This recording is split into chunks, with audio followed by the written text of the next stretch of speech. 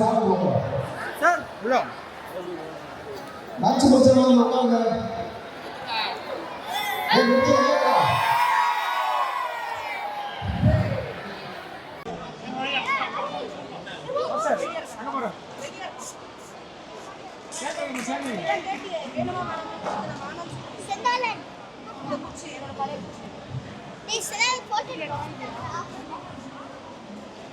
நான் தள்ளிக்கோங்க ஐட்டம்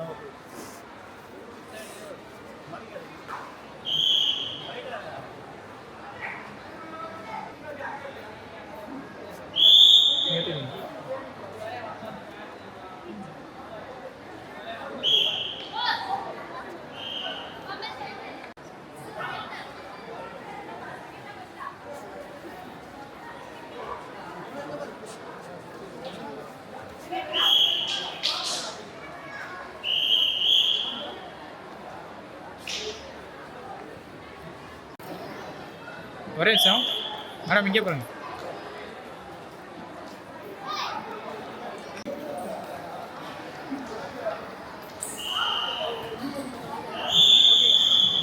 என்னோடய பேர் கண்ணன். நான் வேர்ல்ட் ட்ரெடிஷ்னல் சிலம்பாட்டம் ஃபெடரேஷனுடைய பிரசிடெண்ட்டாக இருக்கேன், டெக்னிக்கல் டைரக்டராக இருக்கேன், சீஃப் இன்ஸ்ட்ரக்டர் அண்ட் டெக்னிக்கல் டைரக்டராக இருக்கிறேன்.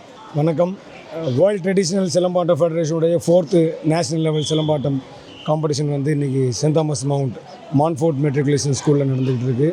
இந்த போட்டி ரொம்ப சக்ஸஸ்ஃபுல்லாக போயிட்டுருக்கு. கிட்டத்தட்ட 10+ ஸ்டேட்ஸ்லேருந்து இங்கே பார்ட்டிசிபேஷன்ஸ் வந்துருக்காங்க. 1200 1500 ஸ்டூடெண்ட்ஸ் பார்ட்டிசிபேட் பண்ணியிருக்கிறாங்க. இதில் வந்து சிங்கிள் ஸ்டிக், டபுள் ஸ்டிக், அப்புறம் வால் கம்பு, வேல் கம்பு, சுருள் வால், மான் கொம்பு, வால் வீச்சு போன்ற ஈவெண்ட்லாம் நடந்துக்கிட்டு இருக்குது. தனித்திறமை சார், இதில் கலந்துக்கிட்ட பசங்களை வந்து நீங்கள் எதன் அடிப்படையில் தேர்ந்தெடுக்கிறீங்க? அதான் இப்போ தனித்திறமையின் அடிப்படையில் தான் வந்து அவங்கள தேர்ந்தெடுக்கப்படுறோம். வயது பிரிவு அடிப்படையில் தான்? ஆமாம், ஒவ்வொரு வயதுக்கும் தனித்தனி பிரிவாக இருக்கும். அதாவது இப்போ 5 வயது, 6, 7 இந்த மாணவர்களை தனித்தனியாக பிரித்து தனித்திறமை போட்டிகள் நடத்தப்பட்டு அதில் தேர்ந்தெடுக்கிறோம். சார், சிலம்பத்துக்கு வந்து பார்த்தீங்கன்னா, அதாவது விளையாட்டுத்துறைக்கு வந்து மாநில அரசில் வந்து 3% இடஒதுக்கீடு கொடுத்துருக்காங்க. இது வந்து சீருடை பணியாளர்களுக்கு வந்து சரியாக வந்து நிறைவேற்றப்படலை, அது வந்து அங்கீகரிக்கப்படலைன்னு சொல்கிறாங்க. அதை பற்றி உங்களோட கருத்து என்ன சார்? ஆமாம், இது வந்து இப்போ 3% இதை ஒதுக்கீடு கொடுத்துருக்குறாங்க. சீருடை பணிக்கு இதை வந்து பரிந்துரைக்கிறாங்க.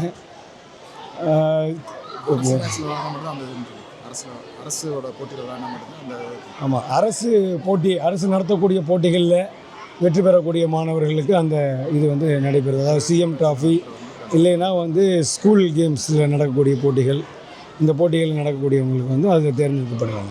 சார், மாநில அரசுலேருந்து வந்து சிலம்பத்துக்கு வந்து அதுக்கான கட்டமைப்புகள் வந்து சரியாக உருவாக்கப்பட்டிருக்காங்க. இப்போ வந்து மற்ற விளையாட்டில் கிரிக்கெட்லாம் இருக்குது, அதுக்கெல்லாம் முக்கியத்துவம் இருக்குது. சிலம்பத்துக்கு மட்டும் வந்து இடஒதுக்கீடு இருக்குது, அது சரியான முறையில் வந்து நடவடிக்கை எடுக்கப்படலை, நிறைவேற்றப்படலை, அங்கீகரிக்கப்படலை, கட்டமைப்புகள் இல்லை, அந்த மாதிரி காம்படிஷன்லாம் வச்சு அரசு சார்பாக நடத்தப்படலை அப்படின்றாங்க. அதை பற்றி உங்களோட கருத்து இல்லை, அரசு சார்பாக போட்டிகள் நடத்தப்படுது, ஆனால் இன்னும் சரியான முறையில் கட்டமைப்புகள் வந்து நமக்கு வேணும்.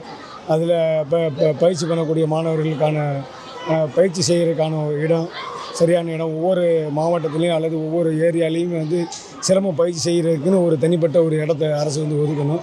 அங்கே சிலம்பாட்ட மாணவர்கள்லாம் பயிற்சி பெறணும். அதே மாதிரி எல்லா பள்ளியிலையும் கட்டாயமான சிலம்பாட்ட பயிற்சி கொண்டு வரணும். இப்போ ஒரு 3 மாதத்துக்கு மட்டும் சிலம்ப பயிற்சிகள் கொடுக்குறனால அவங்க பெரிய இதில் சாதிக்கக்கூடிய அளவுக்கு வந்துட மாட்டாங்க.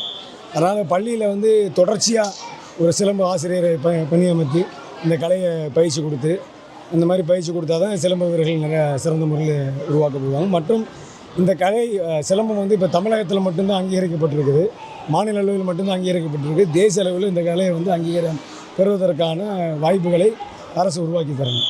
இப்போ பெண்களுக்கு வந்து பாலியல் வந்து நிறைய நடக்குது. இந்த சிலம்பத்தை வந்து அந்த பெண்கள் கற்றுக்கொடுக்கும்போது வந்து இந்த அளவுக்கு தற்காப்பு பாதுகாப்பாக இருக்கும். இப்போ இது என்ன, சிலம்பம் வந்து ஒரு ஆயுத கலை. இது ஆயுதத்தை எடுத்து இன்னும் சண்டை போடக்கூடாதுன்றது ரூல்ஸ். சண்டை ஆயுதத்தோடு ஒருத்தர் சண்டை வந்தாருன்னா அவங்க சமாளித்து செய்வாங்க. ஆனால் தற்காப்பு அப்படின்னு வரும்போது வெறுங்கை போர் முறைன்னு சொல்லக்கூடிய குத்து வரிசை, காலடி குத்து வரிசை, இந்த மாதிரியான நம்மளுடைய தற்காப்பு கலைகள் இருக்குது. அந்த கலைகளையும் சிலம்ப பயிற்சி செய்கிறவங்க வந்து பயிற்சி பெற்றாங்கன்னா அவங்க தற்காத்துக்கிறக்கூடிய வாய்ப்பு அதிகமாக இருக்குது. சார், இன்றைய இளைஞர்களுக்கு நீங்கள் சொல்ல ஒரு கருத்து என்ன சார்? இன்றைய இளைஞர்களுக்கு என்னென்னா, என்னை பொறுத்தவரை நான் என்ன நினைக்கிறேன்னா, முக்கியமானது அவங்களுக்கு வந்து டிசிப்ளின், ஒழுக்கம்.